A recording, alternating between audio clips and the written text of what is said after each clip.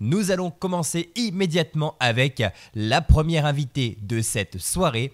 Elle s'appelle Maëva et elle va nous parler de photographie. Bonsoir Maëva. Bonsoir Jérémy. On est ravis de vous avoir avec nous sur Variance FM, c'est un plaisir. Merci de même. Eh bien écoutez, j'ai plein de questions à vous poser sur votre travail, mais dans un premier temps, depuis combien de temps êtes-vous passionné par la photo et à quel moment avez-vous pu en faire un métier ? Alors je dirais une dizaine d'années où je suis passionnée par la photographie. Je suis propriétaire d'un poney, je m'amusais beaucoup à le photographier avec un petit appareil compact que mon papa m'avait offert. J'ai ensuite suivi mon cursus avec un baccalauréat photographique sur 3 ans et depuis 5 ans bientôt, mon entreprise s'est ouverte. Eh bien écoutez, félicitations à vous, c'est une vraie passion qui a pu se transformer en métier et ça c'est plutôt chouette. Et alors, quels sont les différents sujets que vous photographiez ? Alors la spécialité du studio, c'est les animaux de compagnie, que ce soit du petit gabarit au plus gros gabarit. Donc on peut passer d'un lapin tout petit à un cheval.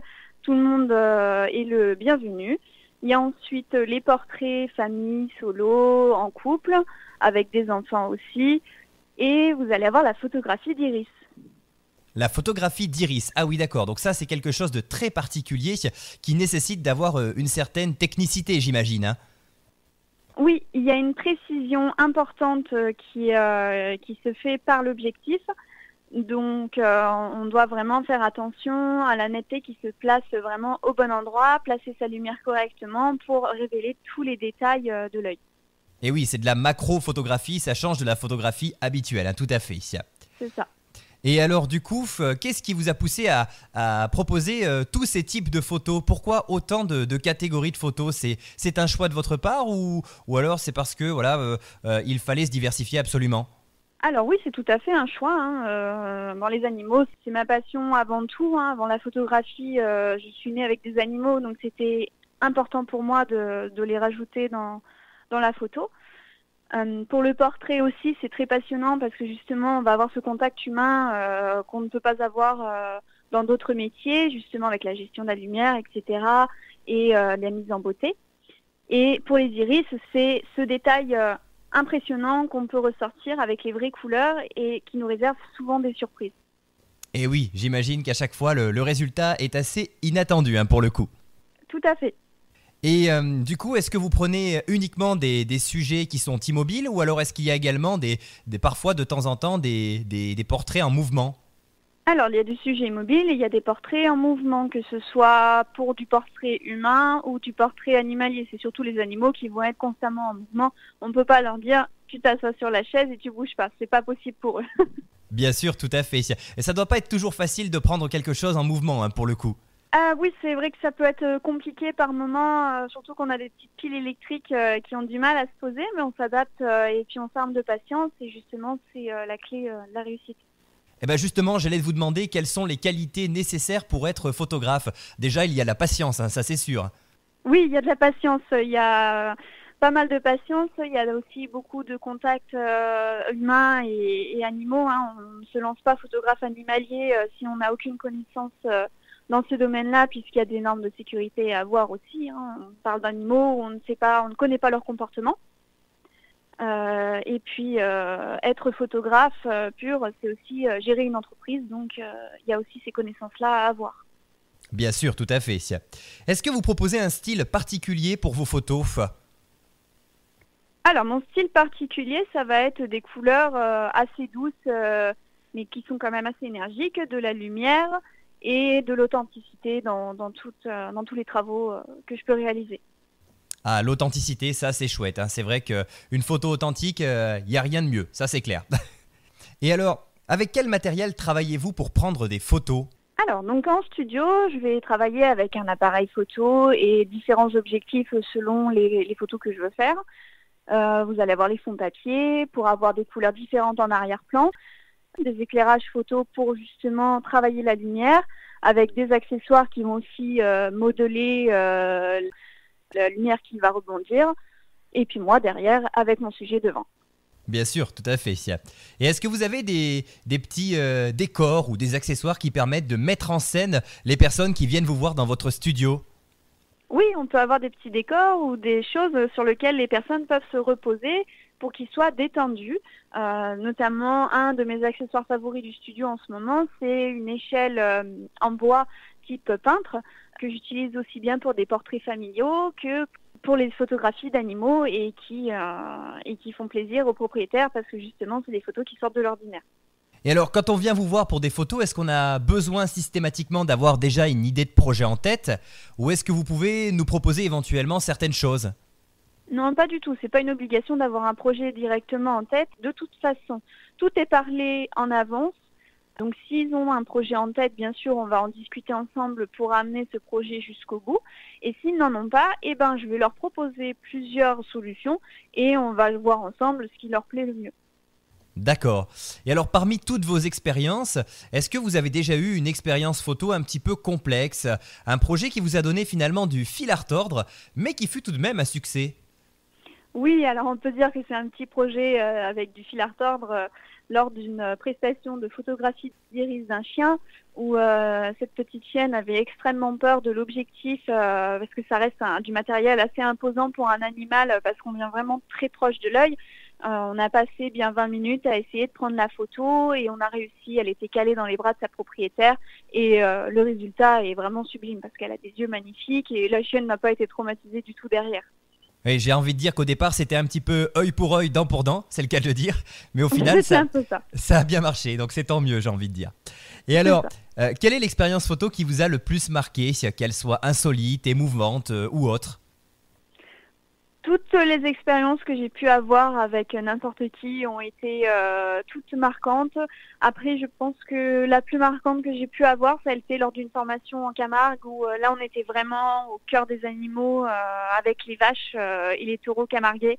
Et ça a été une expérience formidable de voir ces animaux en action et la puissance qu'ils pouvaient dégager déjà naturellement à travers l'œil, mais à travers l'objectif, c'était sublime. Est-ce que vous avez d'autres endroits un petit peu originaux dans lesquels vous avez déjà pris des photos? Oui, dans le cadre de Chantelle, sous l'abbaye, vous avez les gorges de la Bouble, qui est un cadre absolument magnifique et j'adore travailler avec cet espace naturel. On a des passerelles, on va avoir des coins ombragés, on va avoir des coins d'eau et des bâtisses qui sont vraiment sublimes. Chantelle est vraiment mon terrain de jeu favori. C'est vrai que les gorges de la Bouble, c'est un petit coin de paradis, c'est magnifique. C'est vrai qu'on peut en profiter en plein été pour se rafraîchir. Bon, cette année, on n'a pas eu trop besoin de ça, pour le coup, mais ça reste quand même un coin très bucolique, surtout en période de printemps et d'été, ça c'est clair. Et du coup, avec vos photos, qu'avez-vous envie de transmettre aux personnes qui vous sollicitent?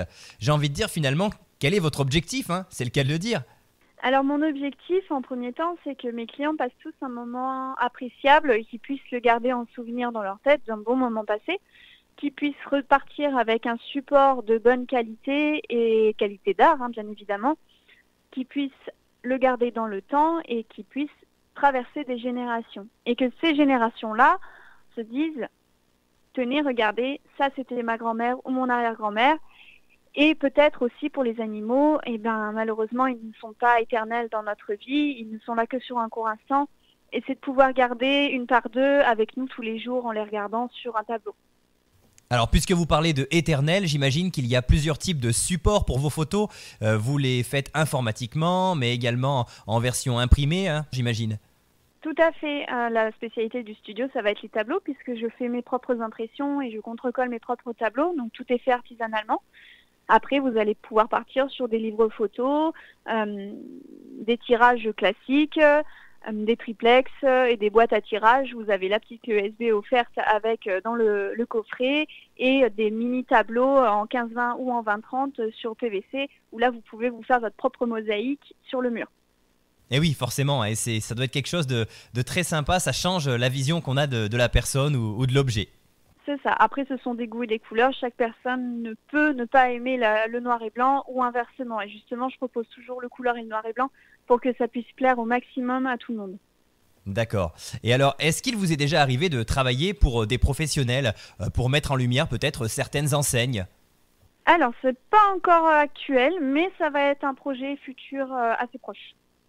Ah bah écoutez, en tout cas on suivra ça de très près pour savoir ce que vous faites et avec qui vous allez travailler. C'est formidable de voir que votre entreprise se développe et on vous souhaite évidemment le meilleur pour la suite, hein, ça c'est sûr.